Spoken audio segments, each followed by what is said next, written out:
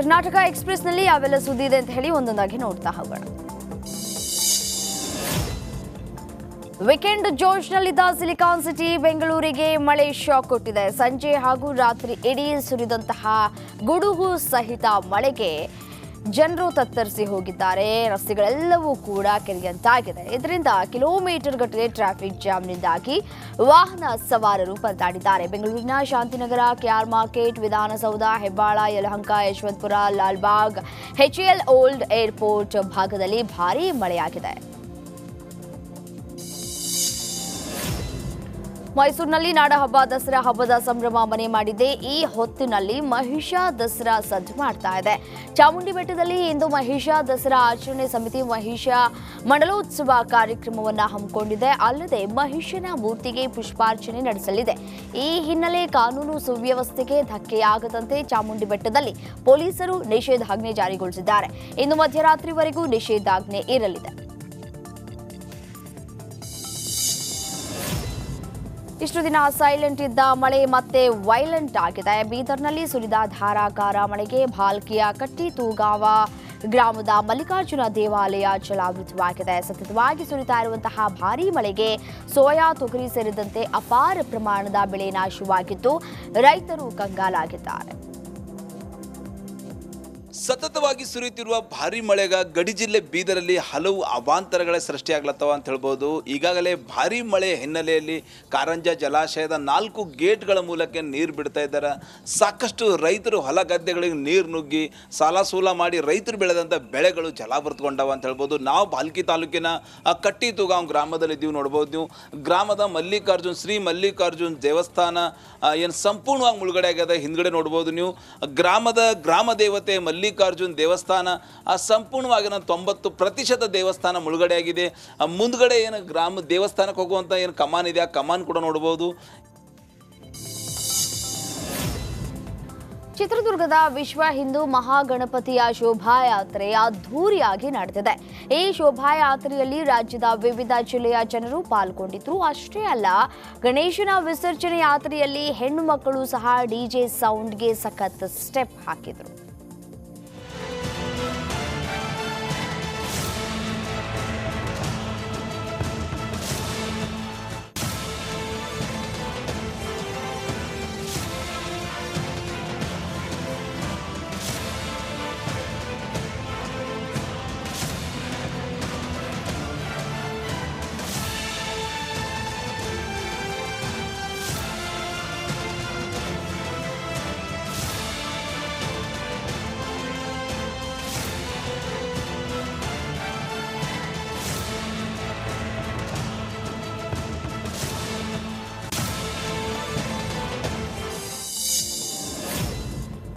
ಚಿತ್ರದುರ್ಗದ ಶೋಭಾಯಾತ್ರೆ ವೇಳೆ ದರ್ಶನ್ ಫ್ಯಾನ್ಸ್ ಕಿರಿಕ್ ಮಾಡಿದ್ದಾರೆ. ಮೆರವಣಿಗೆಗೆ ಕೊಲೆಯ ಆರೋಪಿ ದರ್ಶನ್ ಫೋಟೋ ತಂದಿದ್ದಕ್ಕೆ VHP ಕಾರ್ಯಕರ್ತರು ವಿರೋಧವನ್ನ ವ್ಯಕ್ತಪಡಿಸಿದ್ದಾರೆ. ಬಳಿಕ ಪೊಲೀಸರು ದರ್ಶನ್ ಫ್ಲಾಗ್ ಫೋಟೋವನ್ನ ಸೀಸ್ ಮಾಡಿದ್ರು. ನಗರದ ಮದಕರಿ ಸರ್ಕಲ್ನಲ್ಲಿ ಈ ಘಟನೆ ಜರುಗಿದೆ.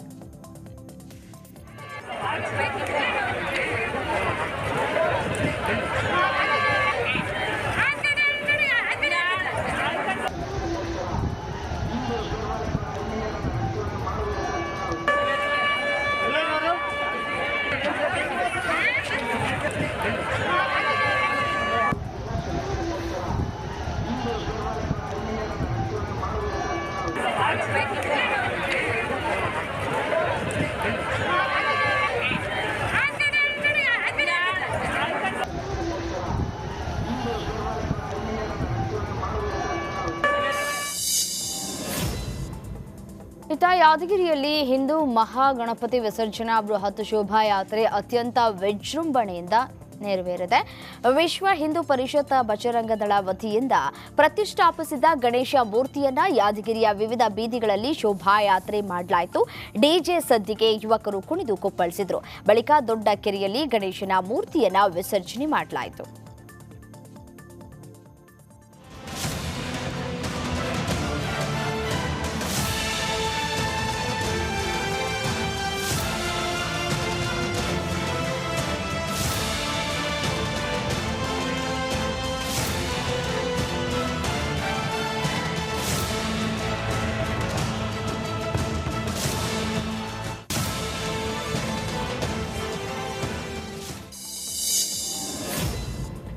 ಕಲಬುರಗಿ ನಗರದ ಗಂಜ್ ಪ್ರದೇಶದಲ್ಲಿ ಎಲೆಕ್ಟ್ರಿಕ್ ಆಟೋ ಏಕಾಏಕಿ ಸುಟ್ಟು ಕರಕಲಾಗಿದೆ. ಆಟೋದಲ್ಲಿನ ಬ್ಯಾಟರಿಯಿಂದ ಕಾಣಿಸಿದ ಬೆಂಕಿಯಿಂದಾಗಿ ಇಡೀ ಆಟೋ ಹೊತ್ತಿ ಉರಿದಿದೆ. ಬೆಂಕಿ ಕಾಣಿಸಿದ ತಕ್ಷಣ ಆಟೋ ಡ್ರೈವರ್ ಮಹಾರಾಷ್ಟ್ರ ಮೂಲದ ಚಿನ್ನದ ವ್ಯಾಪಾರಿಗಳ ಕಾರು ಅಡ್ಡಗಟ್ಟಿ ದರೋಡೆ ಮಾಡಿದ್ದಾರೆ. ತುಮಕೂರಿನ ಕಳ್ಳಂಬೆಳ್ಳ ಟೋಲ್ ಬಳಿ ಈ ಘಟನೆ ನಡೆದಿದೆ. ಮಹಾರಾಷ್ಟ್ರದಿಂದ ಬೆಂಗಳೂರು ಕಡೆಗೆ ಬರ್ತಾ ಇದ್ದ ವೇಳೆ ಕಾರ್ನಲ್ಲಿದ್ದ 1 ಕೋಟಿ ಹಣ ಹಾಗೂ 2 ಚಿನ್ನದ ವ್ಯಾಪಾರಿಗಳನ್ನು ಕಿಡ್ನಾಪ್ ಮಾಡಿಕೊಂಡು ಖದೀಮರು ಪರಾರಿಯಾಗಿದ್ದಾರೆ. ಕಾರಿನಲ್ಲಿ ಚಾಲಕ ಸೇರಿ ಒಟ್ಟು 4 ಇದ್ದು 2 ತಪ್ಪಿಸಿಕೊಂಡು ಹೋಗಿ ಕೋರಾ ಪೊಲೀಸ್ ಠಾಣೆಯಲ್ಲಿ ದೂರನ್ನು ನೀಡಿದ್ದಾರೆ. ಇನ್ನು ಕಾರ್ನಲ್ಲಿ ಇದ್ದವರ ಹೇಳಿಕೆಗಳು ಗೊಂದಲವನ್ನು ಸೃಷ್ಟಿ ಮಾಡ್ತಾ ಇದ್ದು ತನಿಖೆಯನ್ನು ಮುಂದುವರಿಸಲಾಗಿದೆ.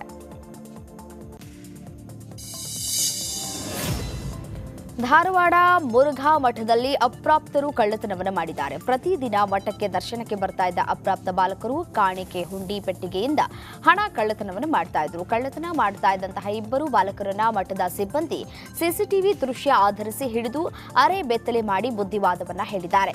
ಸದ್ಯ ಧಾರವಾಡ ಉಪನಗರ ಠಾಣೆಯಲ್ಲಿ ಪ್ರಕರಣ ದಾಖಲಾಗಿದೆ.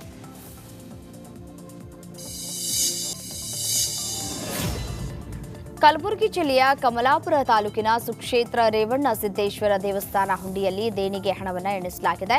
ಈ ಬಾರಿ ಬರೋಬ್ಬರಿ 37.94 ಲಕ್ಷ ರೂಪಾಯಿ ಹಣ ಸಂಗ್ರಹವಾಗಿದೆ. ತಹಶೀಲ್ದಾರ್ ನಾಗನಾಥ್ ಹಾಗೂ ಕಂದಾಯ ಇಲಾಖೆಯ ಅಧಿಕಾರಿಗಳ ನೇತೃತ್ವದಲ್ಲಿ ಹಣ ಎಣಿಕೆಯನ್ನ ಮಾಡಲಾಗಿದೆ.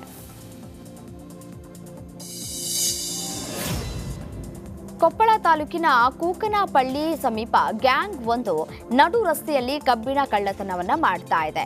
100 ಟನ್ ಸ್ಟೀಲ್ ಖರೀದಿಸುವ ಗುತ್ತಿಗೆದಾರರು ಇವರ ಟಾರ್ಗೆಟ್ ಆಗಿದ್ದಾರೆ. ಗುತ್ತಿಗೆದಾರರಿಗೆ ಗೊತ್ತಿಲ್ಲದೆ 2 ರಿಂದ 3 ಟನ್ ಕಬ್ಬಿಣಕ್ಕೆ ಕನ್ನವನ್ನ ಹಾಕ್ತಾ ಇದ್ದು ಜನರಿಗೆ ಮೋಸ ಮಾಡಲಾಗ್ತಾ ಇದೆ. ಈ ದಂಧೆಯಲ್ಲಿ ಲಾರಿ ಮಾಲೀಕರು ಶಾಮೀಲಾಗಿದ್ದು 2 ಮೇಲೆ ಪ್ರಕರಣ ದಾಖಲಾಗಿದೆ. ಕೋಲಾರದಲ್ಲಿ ಕಾಂಗ್ರೆಸ್ ಕಾರ್ಯಕರ್ತರು ಮಾರಾಮಾರಿ ಮಾಡಿಕೊಂಡಿದ್ದಾರೆ. ಇದರ ಬಗ್ಗೆ ಮಾತನಾಡಿದ ಜಿಲ್ಲಾ ಉಸ್ತುವಾರಿ ನಾರಾಯಣಸ್ವಾಮಿ, ಕಾರಣಾಂತರಗಳಿಂದ ಈ ರೀತಿಯ ಗೊಂದಲಗಳಾಗಿವೆ. ಸೂಕ್ತ ಕ್ರಮಕ್ಕಾಗಿ ಕೆಪಿಸಿಸಿ ಅಧ್ಯಕ್ಷ ಡಿಕೆ ಶಿವಕುಮಾರ್ ಬಳಿ ವರದಿ ನೀಡುತ್ತೇವೆ.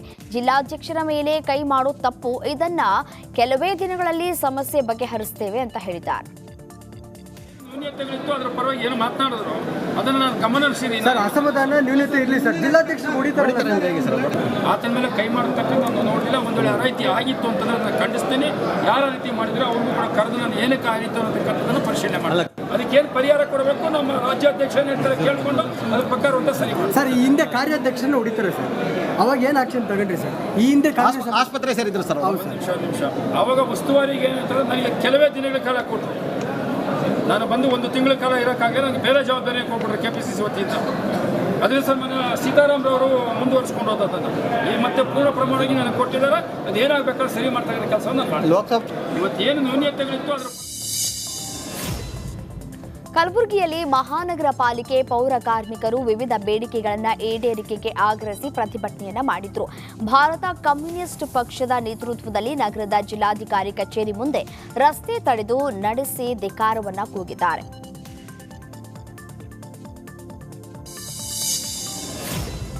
ಸಿಲಿಕಾನ್ ಸಿಟಿಯಲ್ಲಿ ಬಡವರು ಮತ್ತು ಶ್ರೀಮಂತರು ಎಂಬ ತಾರತಮ್ಯ ಹೆಚ್ಚಾಗ್ಬಿಟ್ಟಿದೆ. ಆಗ ಮಾಲ್ನಲ್ಲಿ ರೈತನಿಗೆ ಅವಮಾನವನ್ನ ಮಾಡಲಾಗಿತ್ತು.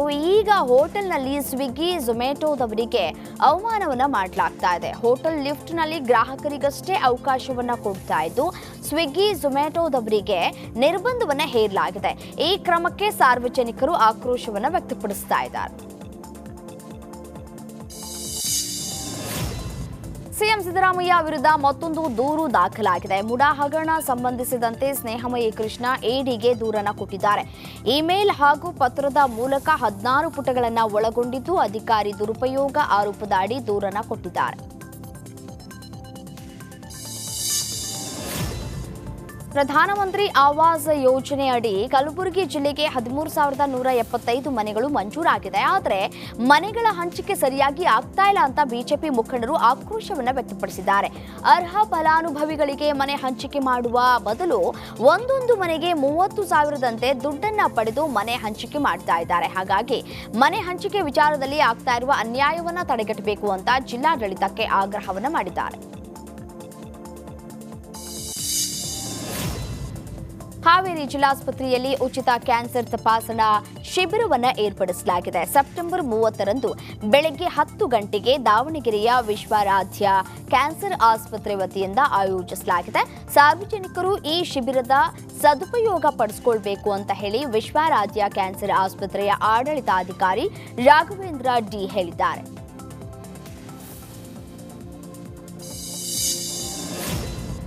ಬೆಳಗಾವಿ ತಾಲೂಕಿನ ಕಾಕತಿ ಗ್ರಾಮದಲ್ಲಿ ಅಪರೂಪದ ಕಾಮನ ಬಿಲ್ಲಿನ ರಮಣೀಯ ದೃಶ್ಯ ಕಾಣಿಸಿಕೊಂಡಿದೆ. ಧಾರಾಕಾರ ಮಳೆ ಬಿಸಿಲಿನ ಮಧ್ಯೆಯೂ ಪ್ರತ್ಯಕ್ಷವಾದಂತಹ ಕಾಮನ ಬಿಲ್ಲನ್ನ ನೋಡಿ ಜನರು ಸಂತಸವನ್ನು ವ್ಯಕ್ತಪಡಿಸಿದ್ದಾರೆ. ಇನ್ನು ಈ ಕಾಮನ ಬಿಲ್ಲಿನ ದೃಶ್ಯಗಳು ಮೊಬೈಲ್ನಲ್ಲಿ ಸೆರೆ ಹಿಡಿಯಲಾಗಿದೆ.